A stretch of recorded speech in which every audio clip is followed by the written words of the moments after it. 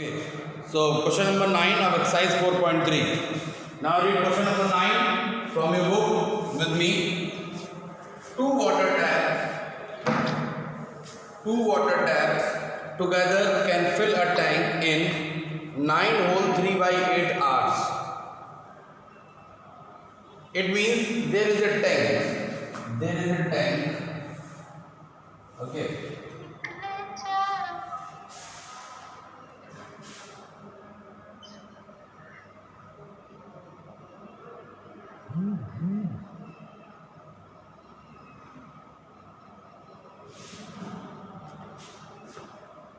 There is a tank and in this there are two pipes. This is pipe 1 and this is pipe 2. One pipe is of larger diameter and second pipe is of smaller diameter. Okay, pipe 1 and pipe 2. Pipe 1 is of larger diameter and pipe 2 is of smaller diameter, and they are filling a tank. Clear? They together can fill a tank in 9 hole 3/8 hours. They can together fill a tank in 9 hole 3/8 hours. Okay, so 8 9 जा 72 and plus 3, ये हमारा next question में लिखा हुआ है, ठीक है ना। इसको हमको प्रॉपर में कन्वर्ट करना है, तो 9 into 72 plus 6 is 75/8 hours. 75/8 hours. It means both the tanks together can fill, both the pipes together can fill a tank in 75/8 hours. Now according to the condition, the tap of the larger diameter takes 10 hours less than the smaller one to fill the tank separately. Okay, it means when the two taps are open separately, then larger diameter tap takes 10 hours less than the smaller one to fill the tank separately. So let the time taken by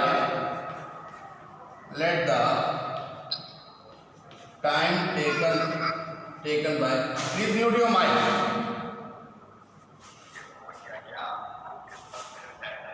Let the time taken by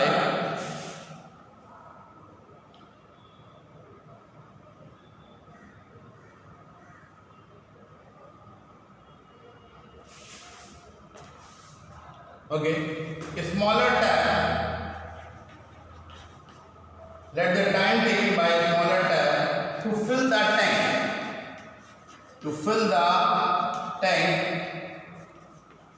be x hours.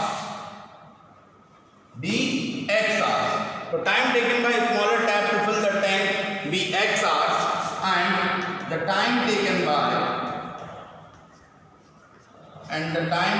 by larger tap to fill the tank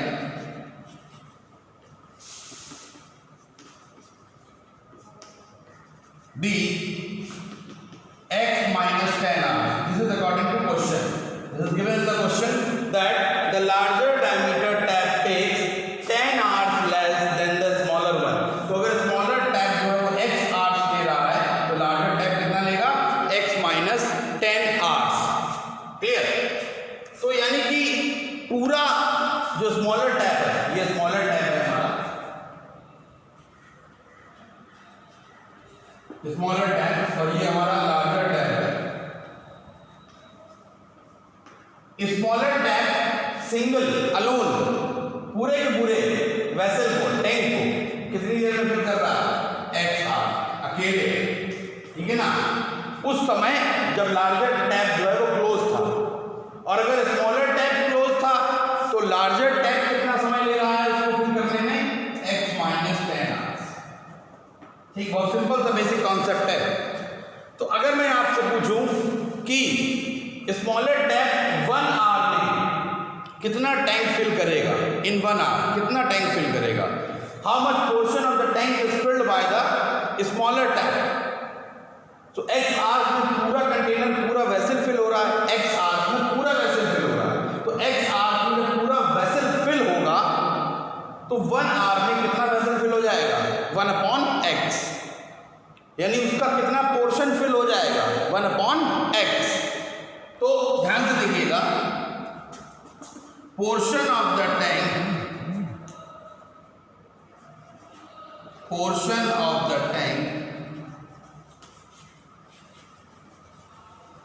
filled by smaller tap in 1 hour। Okay, तो देखिए अगर x hours में पूरा container पूरा vessel fill कर रहा है कौन, स्मॉलर टैंक, तो फिर 1 आवर में कितना टैंक फिल करेगा, तो 1 आवर में वो फिल करेगा 1/x। पूरा फिल कर रहा है x आवर्स में, तो 1 आवर में कितना पोर्शन फिल करेगा, 1/x पार्ट फिल करेगा। ये स्मॉलर टैप का होगा। Now portion of the tank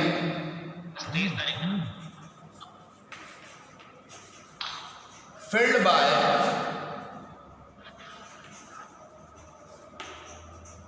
larger tap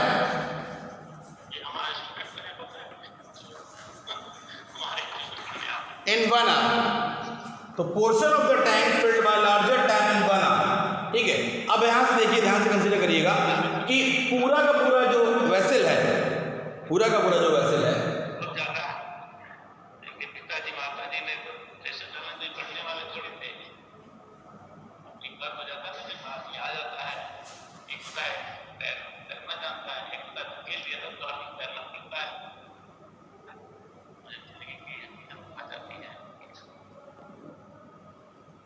okay, so now portion of the tank filled by larger tap in 1 hour, तो कितना हो जाएगा यहाँ पे 1/x माइनस 10 पार्ट। ठीक है ना, लार्जर टैप पूरा कितना टाइम ले रहा है, x माइनस 10 आवर ले रहा है, कितना पोर्शन फिल हो जाएगा 1/x माइनस 10।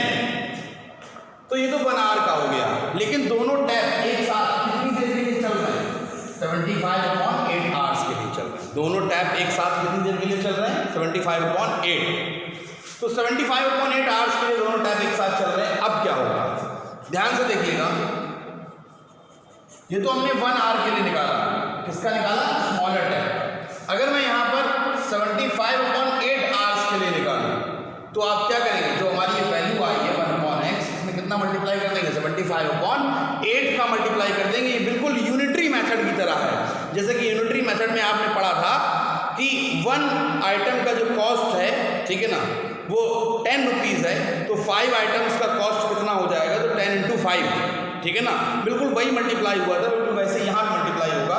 1 आवर में कितना पोर्शन फिल हो रहा है, 1/x, तो 75/8 आवर्स में कितना पोर्शन फिल होगा, 1/x × 75/8।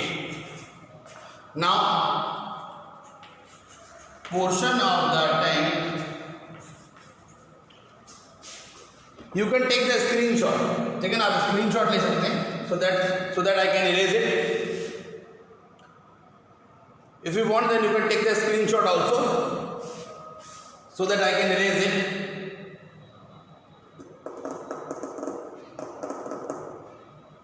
Now I think you have taken. So now portion of the tank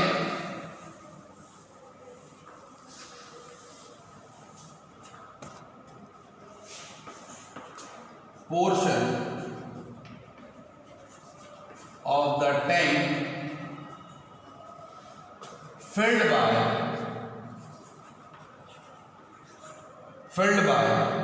smaller tap in 75/8 hours।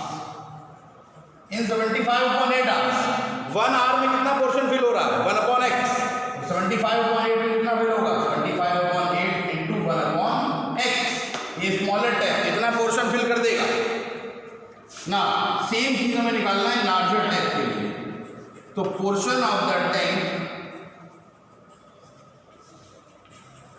Filled by larger tap in कितनी देर में 75/8 आवर्स। मैं 75/8 ही लेकर क्यों चल रहा हूँ, क्यों लेकर चल रहा हूँ 75/8? क्या मतलब है 75/8 का? क्वेश्चन में साफ गिवन है, क्लियर दिया गया है कि दोनों टैप एक साथ कितनी देर के लिए चल रहे हैं, 75/8 आवर्स के लिए चल रहे हैं। जब दोनों टैप एक साथ कितनी देर के लिए चलेंगे तो हमको अलग अलग सेपरेटली स्मॉलर टैप कितनी देर में कितना पोर्शन फिल करेगा वो कैलकुलेट करना है, और लार्जर टैप सेम टाइम में कितना पोर्शन कवर करेगा वो चेकआउट करना है, निकालना है हमको। तो 75/8 इंटू 1/x माइनस 10, क्लियर। तो दोनों के पोर्शंस निकाला है कि लार्जर टैप कितना जो है वो टाइम ले रहा है, मतलब कितना पोर्शन फिल कर रहा है, स्मॉलर टैप कितना पोर्शन फिल कर रहा है। नाउ अकॉर्डिंग टू क्वेश्चन देखिए, ये प्लस ये भाई इसका लार्जर स्मॉलर टैप जितना पोर्शन फिल कर रहा है प्लस लार्जर टैप जितना पोर्शन फिल कर रहा है, दोनों मिलाकर एक पूरे वेसल को, एक पूरे कंटेनर को फिल कर रहे हैं। दोनों मिलाकर एक पूरे कंटेनर को, एक वेसल को फिल कर रहे हैं। तो हम क्या लिख सकते हैं कि 75/8 इंटू 1/x, ये किसका पोर्शन है? ये पोर्शन है स्मॉलर टैप ने जितना फिल किया, कितनी देर में 75/8 आवर्स में।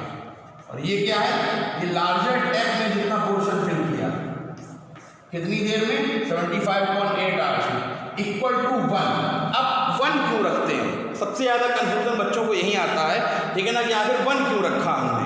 1 इसलिए रखा क्योंकि दोनों पोर्शन मिलकर एक पूरे कंटेनर को फिल कर रहे हैं, एक वेसल को फिल कर रहे हैं। जब एक कंटेनर या एक वेसल को फिल करने की बात आएगी तो इक्वल टू क्या होगा लास्ट में? 1।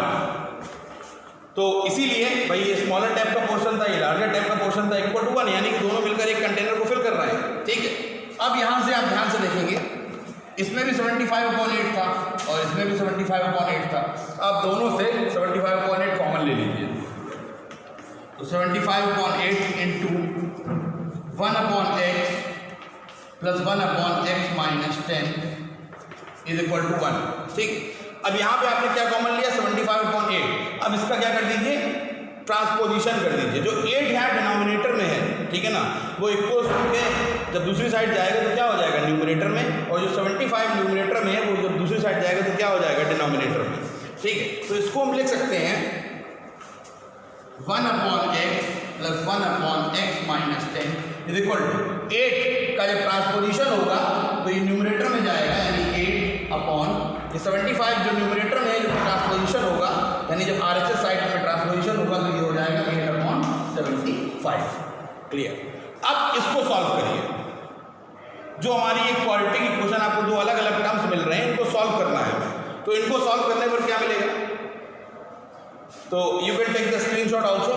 ये क्वेश्चन काफ़ी लेंदी है, ठीक है ना, काफ़ी लेंदी क्वेश्चन है ये, ठीक। आप स्क्रीनशॉट इसका ले सकते हैं, ठीक। I think you have taken. बेटा बोर्ड क्लियर है? Yes, sir. Is my voice audible to all? Yes, sir. Yes, sir. Yes, sir. Okay, thank you. So now you can mute your mic. Now, I think you have taken the screenshot.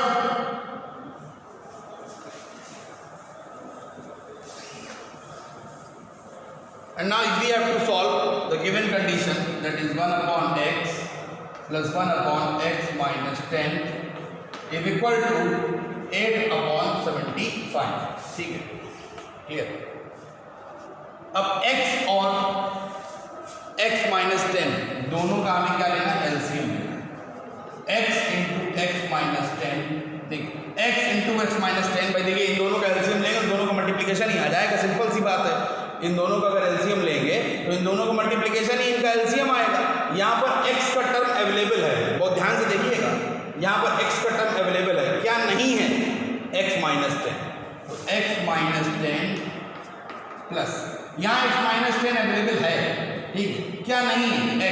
x ऊपर लिख देंगे, 8/, कितना हो जाएगा? 75, ठीक है।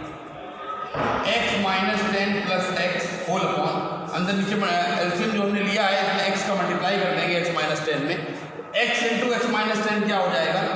x² minus 10x equal to 8/75 equals to 8/75।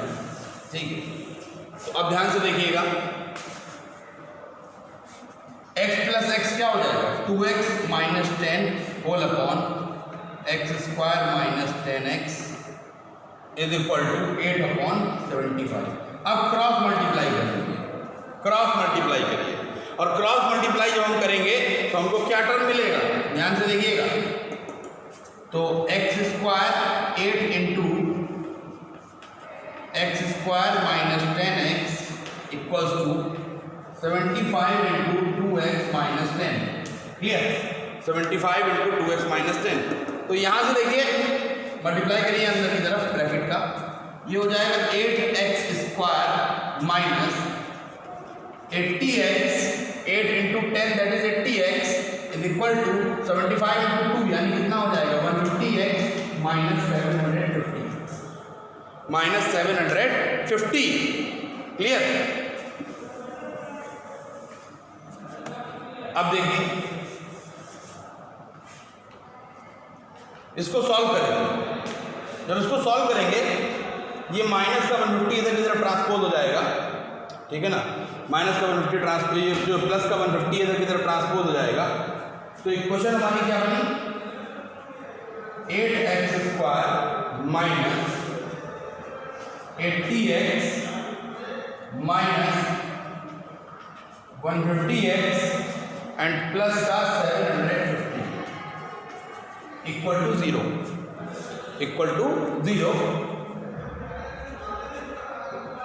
8x square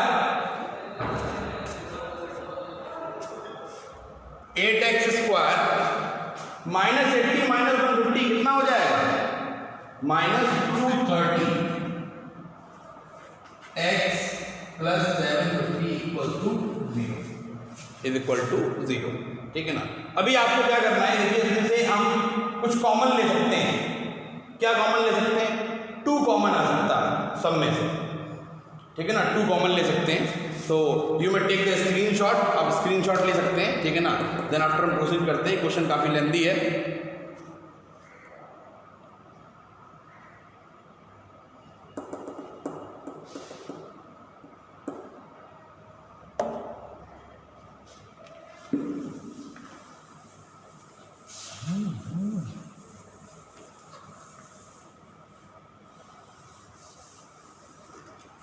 ना 8x square minus 230x plus 750 equal to 0। ठीक, इसमें से हम 2 कॉमन लेंगे, 2 कॉमन लेंगे तो क्या होगा 2 into 4x square minus 115x plus, ठीक है, 750 में से अगर आपने 2 कॉमन लिया तो कितना बच गया 375 इक्वल टू 0।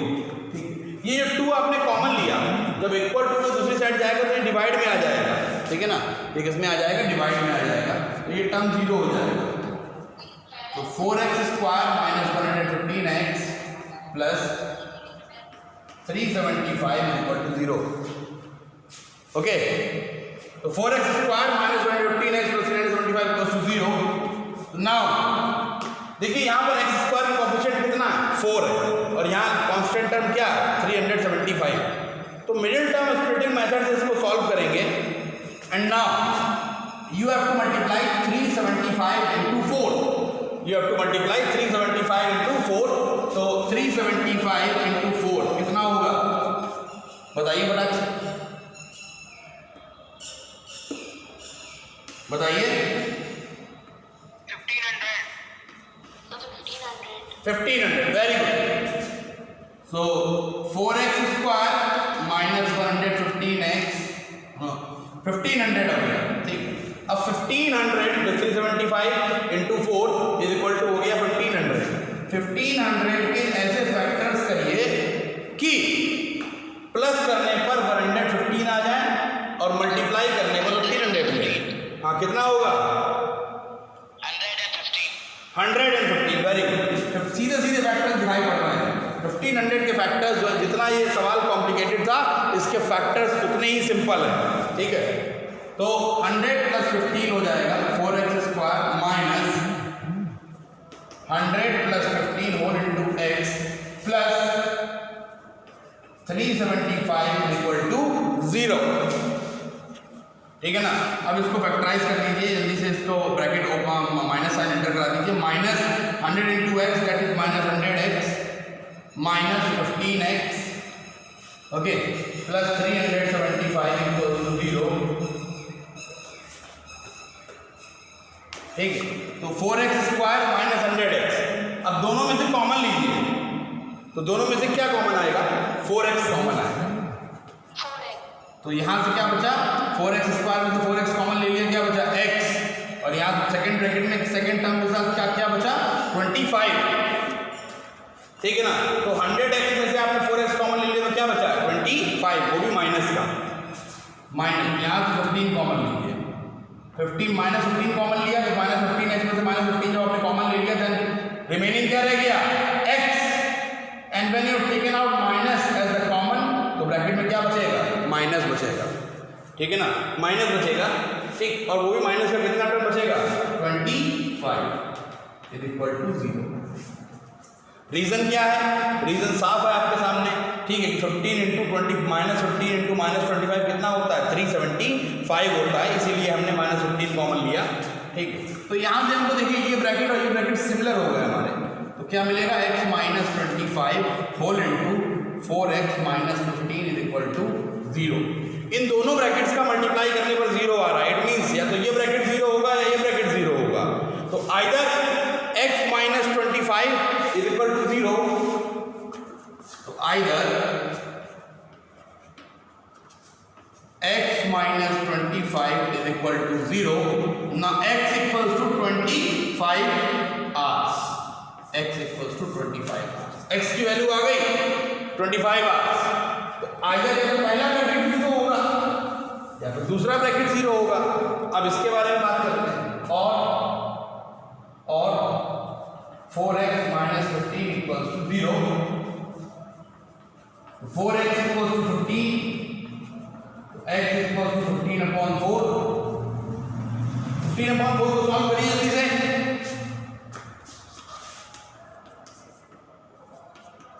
कितना आया,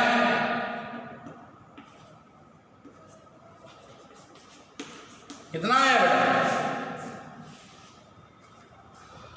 3.75 आवर्स, ठीक, क्लियर है। अच्छा, इन दोनों वैल्यूज में से मैं आपसे पूछूंगा, इन दोनों वैल्यूज में से कौन सी वैल्यू कंसिडरेबल नहीं है, और नहीं है तो क्यों नहीं है, कौन सी वैल्यू नॉट पॉसिबल है। दोनों वैल्यू पॉजिटिव में आ रही हैं, एक भी निगेटिव में नहीं है, ये 25 है, ये 3.75 है, लेकिन मैं ये बता ही दे रहा हूं कि एक वैल्यू उसमें से जो 1 वैल्यू है, ठीक है ना, वो नॉट पॉसिबल है। क्यों नॉट पॉसिबल है,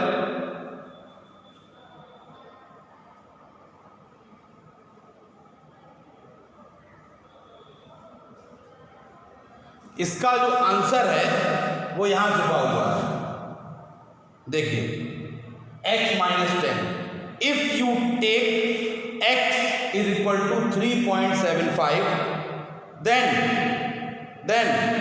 very good, Abhay Pratap Singh has given the correct answer, 3.75 is not possible, very good, you are absolutely correct, ठीक है। 3. Abhishek Chauhan has also given answer, 3.75 is not considerable, very good, but why, reason क्या है, reason ये है, ये देखिए x minus 10, अगर if you have put the value of x that is equal to 3.75 तो क्या होगा, 3.75 की वैल्यू को अगर आपने पुट कर दिया तो क्या होगा 3.75 minus 10, 3.75 minus 10, and time can't be negative, time negative में नहीं हो सकता। अभिषेक चौहान ने बिल्कुल करेक्ट आंसर दिया, टाइम नेगेटिव में नहीं हो सकता, ठीक है। तो 3.75 माइनस 10, अगर आप 3.75 जो अभय प्रताप सिंह ने भी कह दिया बिकॉज इट बिकम नेगेटिव, बिल्कुल सही है, ठीक है। तो 3.75 माइनस 10 करेंगे तो माइनस में आंसर आएगा। इसका मतलब ये है कि लार्जर टैप जो टाइम ले रहा है क्या वो नेगेटिव में लेगा, नहीं लेगा नेगेटिव में, इसका मतलब है 3.75 नॉट पॉसिबल, नॉट पॉसिबल। ठीक है ना, तो बस सीधा सीधा हम लिख लेंगे अब। तो time taken by smaller time. Now you can take the screenshot. आप स्क्रीनशॉट ले सकते हैं। Then after I will right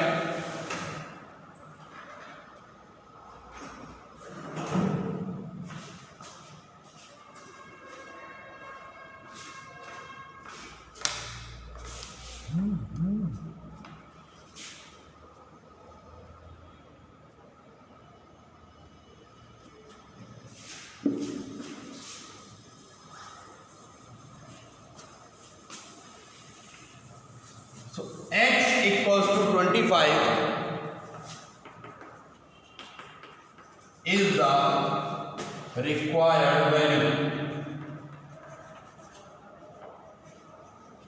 is the required value।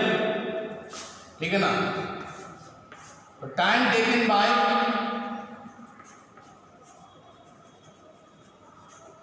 Smaller time to fill the vessel alone is equal to 25 hours। तो time taken by smaller tap to fill the vessel alone, अकेले smaller tap कितनी देर में पूरा vessel को भर देगा? 25 hours में। And time taken bye larger tap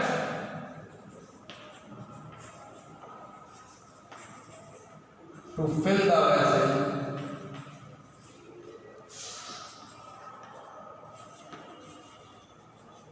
alone, that is equal to x minus 20, x minus 10, x minus 10 लिया है ना लार्जर टैप, कितना टाइम लेगा? x minus 10 hours. ठीक है ना, रनिंग टाइम आउट होने वाला है। ठीक है, तो ये कितना हो जाएगा? 25 minus 10 that is equal to 15 hours. तो लार्जर टैप को 15 आवर्स लगेंगे और स्मॉलर टैप को 25 आवर्स लगेंगे। You can take the screenshot. एक ही क्वेश्चन को सॉल्व करने में 5 स्क्रीनशॉट हो गए, ध्यान रखिएगा, बहुत लेंथी क्वेश्चन है। ठीक है, now question number 10। Question number 10 is just similar to question number 8। Question number 10 is just similar to question number 8। ठीक है, मैं एक क्वेश्चन बना दे रहा हूं आपको और you have to solve it. You have to solve it. Just read question number 10. Just read question number 10.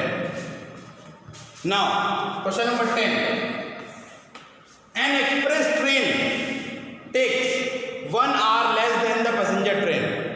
An express train takes 1 hour less than the passenger train to travel 132 km between the Mysore and Bangalore. Mysore से लेके बेंगलोर, मैसूर से लेके बेंगलोर, ये मसूरी है। Mysore and Bangalore, Mysore से लेके बैंगलोर की distance कितनी है? 132 kilometre. 132 kilometre, clear. And the express train takes 1 hour less than the passenger train. तो एक्सप्रेस ट्रेन जो है कितना टाइम लेती है? 1 hour less than the passenger train. यानी एक्सप्रेस ट्रेन जो है वो 1 घंटा कम लेती है पैसेंजर ट्रेन के मुकाबले। To travel 132 kilometre between the Mysore and Bangalore without taking into consideration the time they stop at intermediate stations. तो एक्सप्रेस ट्रेन 1 घंटा जल्दी पहुंचा देती है पैसेंजर ट्रेन के मुकाबले। हमें वो टाइम नहीं देखना है जिस टाइम पर स्टेशन पे गाड़ी रुकती है। If the average speed of the express train is, अगर एवरेज स्पीड जो है वो एक्सप्रेस ट्रेन की कितनी है? 11 kilometre per our more than the passenger train. यानी एक्सप्रेस ट्रेन की जो एवरेज स्पीड है वो कितनी ज़्यादा है? 11 किलोमीटर पर आवर ज़्यादा है पैसेंजर ट्रेन के मुकाबले। ठीक है, तो हमें क्या निकालना है? दोनों ट्रेन की एवरेज स्पीड निकालनी है। ठीक है, टाइम कितना ज़्यादा ले रही है एक्सप्रेस ट्रेन? कम कितना ले रही है? 1 आवर कम ले रही है। पैसेंजर ट्रेन ज़्यादा टाइम ले रही है। पता भी होना चाहिए पैसेंजर ट्रेन ज़्यादा टाइम लेगी और एक्सप्रेस ट्रेन कम टाइम लेगी। Clear? Okay,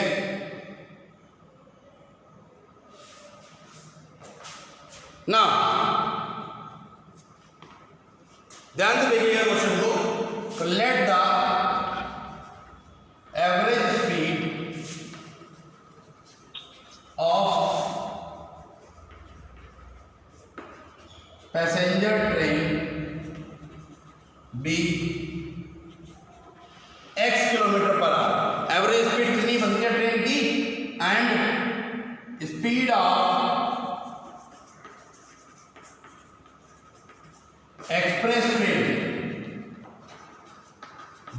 x + 11 kilometre per our. Okay, तो एवरेज स्पीड जो है वो एक्सप्रेस ट्रेन की कितनी है, x + 11 kilometre per our.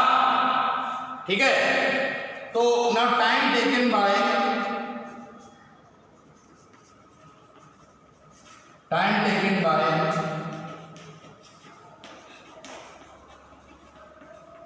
Passenger train के टाइम को हमने t1 मान लिया, t1 कंसीडर किया।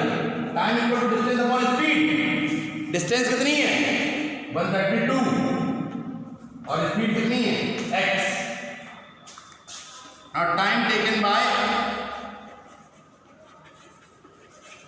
Bye express train,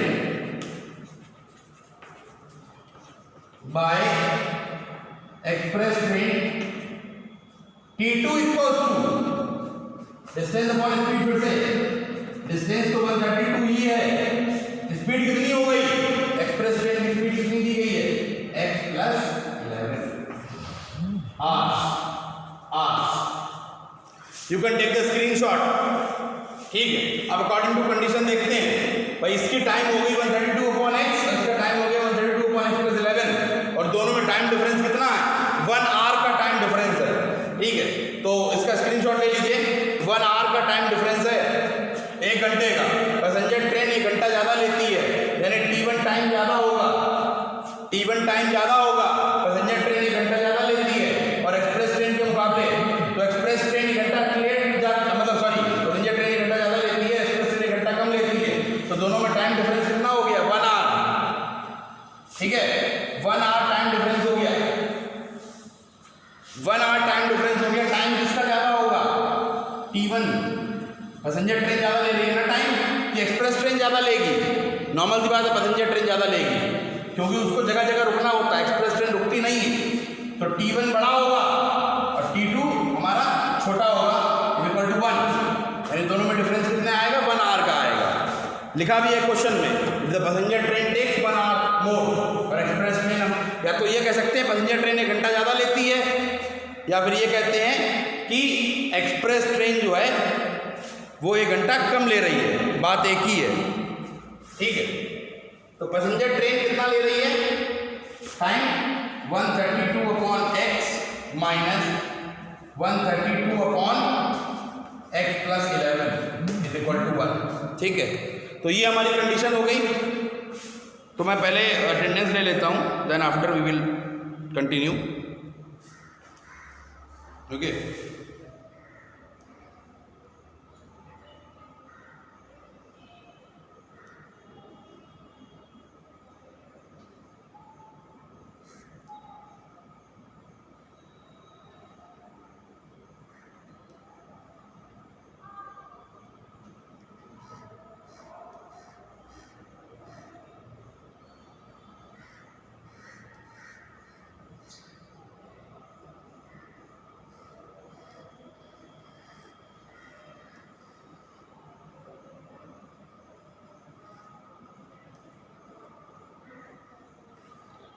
okay,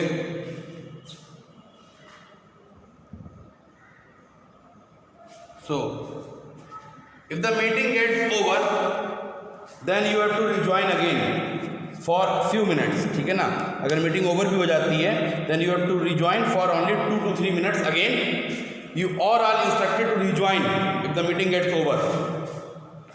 so now passenger train कितना टाइम ले रही थी 132/x और एक्सप्रेस ट्रेन कितना टाइम ले रही थी 132/x + 11, क्योंकि टाइम इक्वल फॉर्मूला क्या होता है डिस्टेंस अपॉन स्पीड। डिस्टेंस तो 132 किलोमीटर फिक्स थी।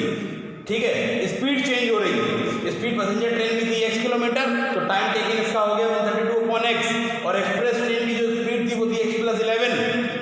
ठीक है, तो इसका टाइम टेकिंग हो गया 132/x + 11। अब बच्चे कंफ्यूज कहाँ पर होते हैं, स्टूडेंट में कंफ्यूजन कहाँ पर आती है, स्टूडेंट में कंफ्यूजन यहाँ पर आती है कि आखिर किस टाइम में से किस टाइम को माइनस करें, t2 टाइम में से t1 माइनस करें या t1 में से t2 माइनस करें। ठीक है, अब आपको देखना ये है कि जिसकी स्पीड ज़्यादा होगी, जिसकी स्पीड ज़्यादा होगी, इसकी स्पीड कितनी है x, सिर्फ कितनी स्पीड है x, तो जिसकी स्पीड कम है वो टाइम ज़्यादा लेगा, यानी जो धीमी रफ्तार से चलेगा वो टाइम ज़्यादा लेगा, सिंपल सी बात है। और जिसकी स्पीड ज़्यादा है, देखिए स्पीड किसकी ज़्यादा है एक्सप्रेस की, x+11 है, स्पीड जिसकी ज़्यादा है वो टाइम कम लेगा, जिसकी स्पीड ज़्यादा होगी वो टाइम कम लेगा। इन्वर्सली प्रोपोर्शनल चलता है, दोनों में कैसा चलता है? Inversely proportional. स्पीड ज़्यादा होगी टाइम कम लगेगा, स्पीड कम होगी टाइम ज़्यादा लगेगा। तो नॉर्मल सी बात है, पैसेंजर ट्रेन की स्पीड कम है तो ये टाइम ज़्यादा लगेगी, ठीक है। तो ये टाइम t1 हो गया, इसीलिए हमने t1 को पहले रखा और t2 को बाद में रखा, क्योंकि इसकी स्पीड ज़्यादा है, ये टाइम कम लेगा। ये कौन सी ट्रेन है? एक्सप्रेस। ये कौन सी है? पैसेंजर। एक्सप्रेस ट्रेन 1 घंटा कम ले रही है, इसलिए पैसेंजर ट्रेन के टाइम में से एक्सप्रेस ट्रेन का टाइम माइनस कर दिया। इतना क्लियर हो गया बेटा? Is there any doubt? I think मैंने अच्छे से एक्सप्लेन किया। अगर फिर भी कोई डाउट हो तो जरूर कमेंट करके पूछिएगा। Now you have to solve LCM लीजिए फटाक से। x यहाँ पर डिनोमिनेटर में x है, यहाँ से प्लस 11 है, दोनों का मल्टीप्लिकेशन इनका एलसीएम हो जाएगा x into x plus 11। x यहाँ पर पहले से अवेलेबल है, क्या नहीं अवेलेबल है? तो जो नहीं अवेलेबल है वो हम लिख लेते हैं। तो 132 into x plus 11 minus x plus 11 यहाँ भी, एक्स प्लस 11 यहाँ भी है, क्या नहीं है? x। तो 132 into x equal to 1, equal to 1 हो जाएगा, ठीक है। अब देखिए 132 का अंदर मल्टीप्लाई करिए, तो 132 इंटू एक्स, तो ये हो जाएगा 132x प्लस 132 इंटू 11, तो ये हो जाएगा 132 इंटू 132, कितना हो जाएगा बताइए? 2 5 4 1, ठीक है। यानी कि हो जाएगा 1452 माइनस 132x होल अपॉन 132 तो 132 क्या हो गया? Cancel out. देखिए 132 इंटू एक्स, जब 1452 का ट्रांसपोजिशन होगा, क्लियर, इधर ट्रांसपोज किया जाएगा, ठीक है, तो फिर हम क्या करेंगे? ध्यान से देखिएगा।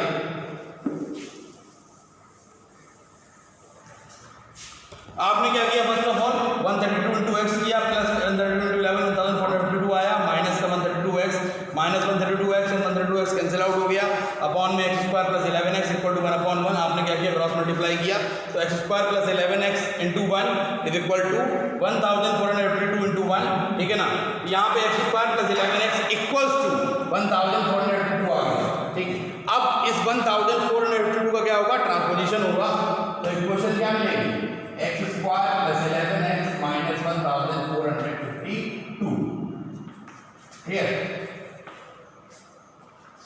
ठीक है ना। अगर 1 मिनट वेट करेंगे तो मैं क्लियर बता दे रहा हूँ, ठीक है। X square plus 11x minus 1452, तो 1452 के फैक्टर्स करिए कि माइनस करने पर 11 हो जाए, ठीक है। तो फैक्टर्स क्या होंगे? एक्स स्क्वायर प्लस 44 माइनस 33, ठीक है। 44 माइनस 33 किया आपने, 44 माइनस 33 करने पर, ठीक है, 44 माइनस 33 करने पर आपको 11 मिल गया, और 44 इंटू 33 करने पर आपको 1452 मिल गया, ठीक है ना। तो अब हम क्या करेंगे?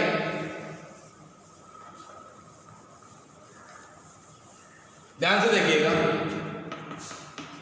X square minus plus 44x minus 33x minus 1452 equal to 0। यहाँ से आप x कॉमन ले सकते हैं, तो x प्लस 44, यहाँ से माइनस 33 कॉमन ले सकते हैं, तो कितना हो जाएगा? x प्लस 44 यहाँ भी बचेगा, क्योंकि माइनस कॉमन लिया तो ब्रैकेट के अंदर प्लस आ जाएगा, दोनों ब्रैकेट सेम हो गए। x plus 44 into x minus 33, इन दो ब्रैकेट का मल्टीप्लाई करने पर हमको 0 मिल रहा है, तो या तो फर्स्ट ब्रैकेट 0 होगा या सेकेंड ब्रैकेट 0 होगा। तो either x plus 44 equals to 0, तो x इक्वल टू क्या हो जाएगा? माइनस 44, और निगेटिव में स्पीड कभी नहीं आती, तो ये है नॉट पॉसिबल, ये नॉट पॉसिबल है। और दूसरा वैल्यू जो हमारा आएगा, ठीक है, क्या आएगा? तो x माइनस 33 इक्वल टू 0, और x minus 33 equal to 0, x equal to कितना आ गया? 33 किलोमीटर पर आवर। ये स्पीड किस ट्रेन की आ गई? पैसेंजर ट्रेन की स्पीड है ये 33 किलोमीटर पर आवर। और एक्सप्रेस ट्रेन की स्पीड क्या कर दीजिए आप, बढ़ा दीजिए। कितना बढ़ा दीजिए, +11, ठीक है ना। तो स्पीड ऑफ पैसेंजर ट्रेन